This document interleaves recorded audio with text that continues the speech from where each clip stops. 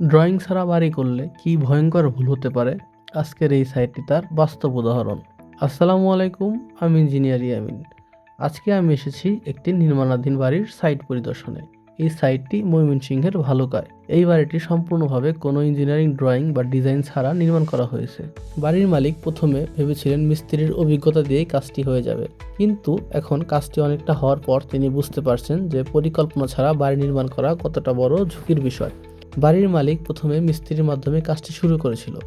এই বাড়িটি মোটামুটি 2000 স্কোয়ার ফিটের একটি বাড়ি।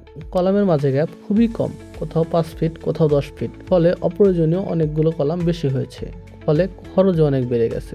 যদি শুরু থেকেই একজন দক্ষ ইঞ্জিনিয়ারের মাধ্যমে ডিজাইন করা হতো, তাহলে এই বাড়ির খরচ প্রায় 30% পর্যন্ত কমানো যেত এবং আরও নিরাপদভাবে নির্মাণ করা সম্ভব ছিল। একটি বাড়ি শুধু ইট, বালি, সিমেন্ট না, এটি একটি পরিবারের স্বপ্ন। এখন যেহেতু কাজটি অনেকটা হয়ে গেছে, এখন আমরা চেষ্টা করেছি বর্তমান অবস্থায় কিভাবে রুম প্ল্যানিং করলে বাড়িটি ব্যবহার উপযোগী করা যায়।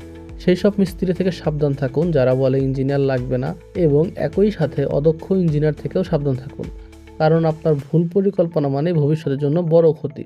এই বাড়ির সমস্যাগুলো কিভাবে আমরা সমাধান করেছি সেটি আপনাদের পরবর্তী ভিডিওর মাধ্যমে দেখানোর চেষ্টা করব, এবং ভিডিওটিতে আপনার মতামত অবশ্যই কমেন্ট বক্সে কমেন্ট করতে পারেন। আমি ইঞ্জিনিয়ার ইয়ামিন, আবার দেখা হবে নতুন একটি ভিডিওতে। সবাই ভালো থাকবেন, আল্লাহ হাফেজ।